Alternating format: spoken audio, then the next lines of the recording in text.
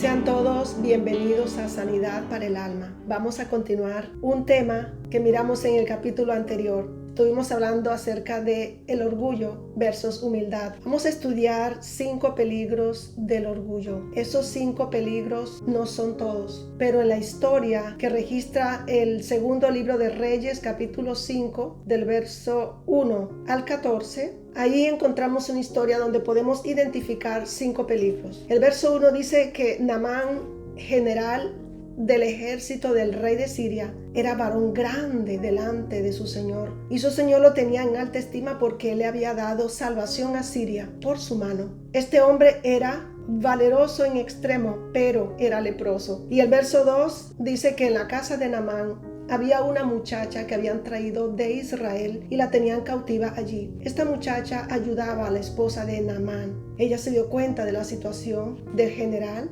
sabía que era leproso y le dijo a la esposa de Naamán, a su señora, le dice en el verso 3, si rogase mi señor al profeta que está en Samaria, él lo sanaría de su lepra. Una muchacha cautiva, pero inteligente, sabia, respetuosa y que tenía fe. El verso 4, entrando Naamán a su señor le relató diciendo, así y así ha dicho una muchacha que es de la tierra de Israel. Él no se fue al profeta, él se fue directamente al rey de Siria diciéndole lo que ya su esposa le había dicho. El rey de Siria no le dice, bueno, ve al profeta. No, le dice ahora, yo voy a enviar cartas al rey de Israel. Esto es entre reyes. Salió pues él muy feliz con su carta, salió feliz con regalos y se presentó al rey de Israel. El verso 7 dice que el rey de Israel leyó las cartas y después que las lee, rasga sus vestidos y dice, ¿yo soy Dios? ¿Acaso soy yo Dios que mate y de vida para que éste envíe a mí a que sane un hombre de su lepra? Está buscando es pelea, está buscando problema, me quiere atacar. Dice, ¿ve cómo busca ocasión contra mí? El profeta de Dios, el varón de Dios, Eliseo, verso 8. Él oyó que el rey de Israel había rasgado sus vestidos. Entonces le envió a decir al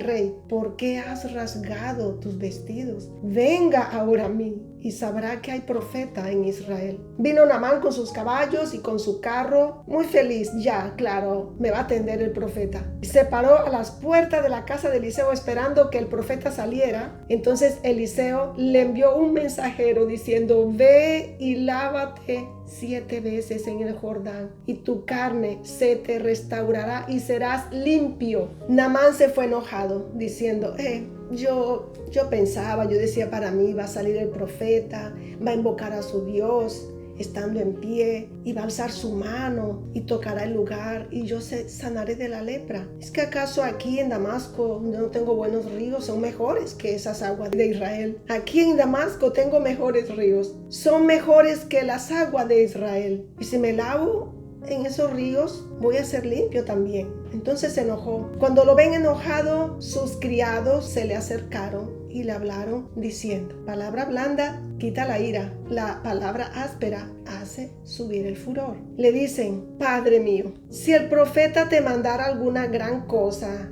¿no la harías? ¿Cuánto más diciéndote lávate y serás limpio? Entonces Naamán descendió. Esta palabra es clave. Descendió y se zambulló 7 veces en el Jordán, conforme a la palabra del varón de Dios.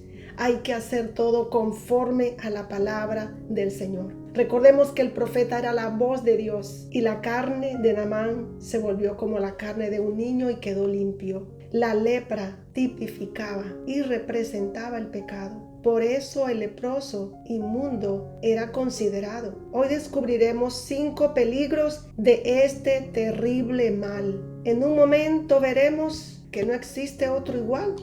El pecado del orgullo. La condición del leproso era terrible. En Levítico 13 dice la condición del leproso. Tenía que vivir fuera del campamento, fuera de la ciudad, embozado, con su boca cubierta. Pero asimismo tenía que pregonar, inmundo, inmundo. Todo el tiempo estaba fuera. En Números 12 recordemos que María, la hermana de Aarón, cuando murmuró fue leprosa, estuvo fuera del campamento. Y en Lucas 17 también se menciona 10 leprosos. La condición de ellos era ser excluidos. Es muy peligroso. Recordemos entonces y enfaticemos esto. La lepra era sinónimo de pecado. Y aquí vamos a mirar el orgullo como pecado. El orgullo no es una falta, no es una debilidad, es pecado. Peligro número 1. El orgullo se oculta entre los líderes importantes. En el verso 1 lo podemos ver. Naamán, aunque era leproso, permanecía dentro de su casa. Tenía siervos. Era varón grande y de alta estima delante del rey de Siria. Su lepra no le impedía ser considerado grande.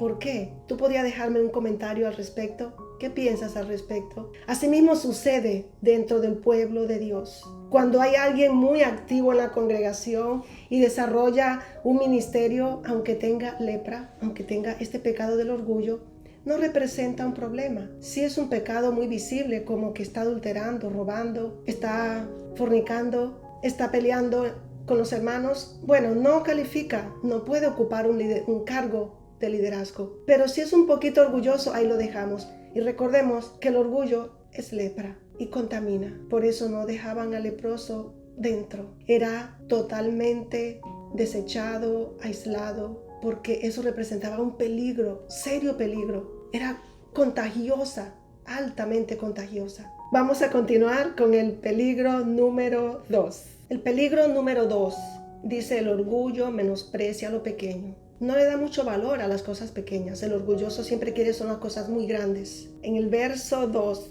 desde el verso 2 al 4, vemos a la muchacha esclava, sierva, dando un consejo para que Naamán fuera donde el profeta. Si rogase mi señor al profeta que está en Samaria, él lo sanaría de su lepra. Aunque Naamán escuchó a través de su esposa el consejo de esta muchacha, el primero fue a su rey. Más importante era lo que dijera su rey. El hermano orgulloso va solo al pastor. No quiere que un líder sencillo le dé instrucciones o le aconseje. Por eso se deben delegar responsabilidades. Yo digo esto: a causa de esta circunstancia, a causa de el orgullo, el líder, el pastor de la congregación debe delegar responsabilidades. ¿Para qué? Para no alimentar el ego de las personas, de los hermanos, para ayudarlos a crecer y para que nosotros mismos, líderes, pastores, quienes estamos al frente, no nos consideremos imprescindibles. Peligro número 3. El orgullo hace poner la confianza en nosotros mismos y en lo que poseemos. Versos 5 y 6. Le dijo el rey de Siria: anda, ve, yo enviaré cartas al rey de Israel. La confianza era en su posición. Salió pues llevando consigo los talentos de plata, 6,000 piezas de oro, 10 mudas de vestido. Llevó regalos y también llevó las cartas que decían: haga esto. Proverbios capítulo 3, versos 5 al 8 nos habla y nos aconseja el Señor que no confiemos en nosotros mismos. Él dice: fíate de Jehová de todo tu corazón y no te apoyes en tu propia prudencia. Reconócelo en todos tus caminos y Él enderezará tus veredas. No seas sabio en tu propia opinión. Teme a Jehová y apártate del mal, porque será medicina a tu cuerpo y refrigerio para tus huesos. Peligro número 4. El orgullo produce enojo cuando no se cumplen las expectativas. Versos 11 y 12. ¿Qué fue lo que hizo él? Se fue enojado, porque él no salió y le colocó la mano y lo declaró sano inmediatamente. Se fue enojado. Él lo pensaba de otra manera. Él va a hacer esto y no lo hizo como yo quería. Cuando tú tienes ese problema de orgullo, te molestas demasiado cuando las cosas no te salen como tú has esperado, como tú esperas. La expectativa no se cumple. Hay un enojo, mucho enojo y furia. El peligro número 5 es: el orgullo entorpece. Este es el número 5 para finalizar hoy. El orgullo entorpece. Ese es un peligro. Los siervos de Naamán le aconsejaron meterse al río. Le dijeron: puedes hacerlo, no es nada difícil. Otra cosa que te hubiera mandado a hacer lo hubieras hecho. Pero Naamán no veía esto, no lo entendía. Entorpece y ciega la mente del que está lleno de orgullo, con tosquedad, obstinado. Naamán obedeció y fue limpiado después de oír a sus siervos. Solamente cuando oyó a los siervos, cuando obedeció tal como el Señor lo mandó a decir y él lo hizo, se vio la respuesta. Pienso que los hombres de Dios que están en la iglesia, que tienen madurez espiritual, pueden ayudar a los orgullosos. ¿Cómo? Mandándolos a hacer lo que le dijo el profeta Eliseo: vaya y descienda, humíllese, descienda al Jordán, hay que decirle, vaya y humíllese delante del Señor, vaya y ore, clame al Señor. Es que lavarse 7 veces en el Jordán, en ese río sucio, como él lo sabía. Y es que Jordán significa eso exactamente. Dice Jordán es el que desciende, porque pasa de una altura de 520 metros sobre el nivel del mar a 392 metros bajo el nivel del mar. Había que descender. Descendamos.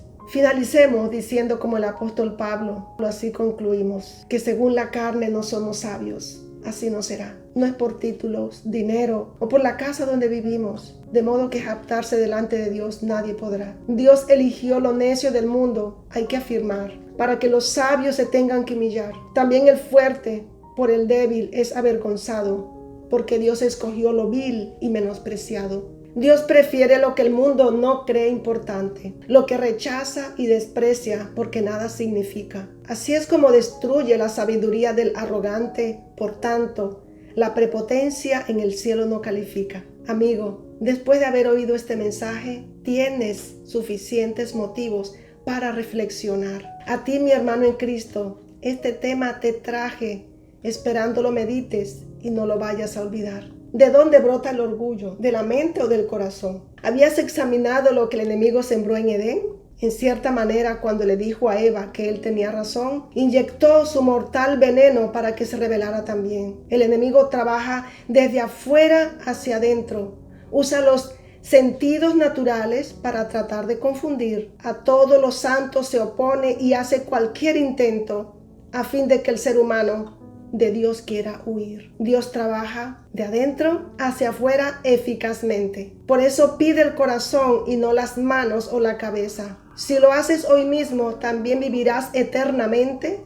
Así escaparás del maligno. Ten la absoluta certeza. Amén.